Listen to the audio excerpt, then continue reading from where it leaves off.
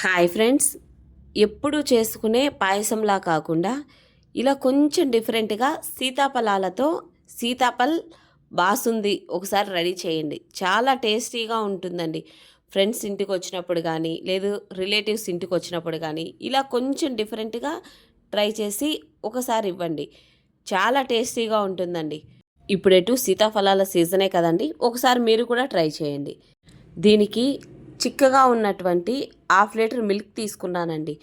ఇవి బాగా మేగడ కట్టేంత వరకు బాగా కాంచుకోవాలండి. ఒక హాఫ్ అన్ అవర్ వరకు బాగా కాంచుకోవాలి.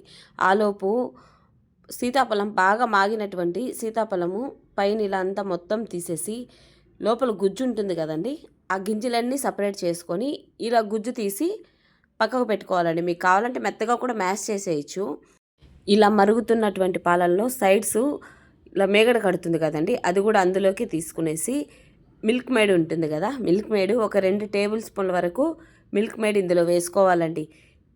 ఆల్రెడీ సీతాఫలము తీయగా ఉంటుంది కదండి, మిల్క్ మేడ్ కూడా వేసాం కాబట్టి తీపి సరిపోతుందండి. ఒకవేళ మీకు తీపి సరిపోకపోతే ఒక 2 టేబుల్ స్పూన్ల వరకు షుగర్ యాడ్ చేసుకోండి. ఇలా సీతాఫలం గుజ్జును వేసేసి ఒక 5 మినిట్స్ అలా ఉడికించుకుంటే సరిపోతుందండి. పైన ఇలా జీడిపప్పు బాదమును కొద్దిగా వేసుకుంటే సరిపోతుందండి. ఒక హాఫ్ అన్ అవర్ పాటు ఫ్రిడ్జ్లో పెట్టుకొని చల్లగా సర్వ్ చేసుకుంటే ఎంతో టేస్టీగా సీతాఫల్ బాసుంది రెడీ అయిపోతుందండి. మీరు ట్రై చేసి మీకు ఎలా వచ్చిందో కామెంట్ చేయండి. Thank you for watching. Please like చేయండి, షేర్ చేయండి, సబ్స్క్రైబ్ చేయండి.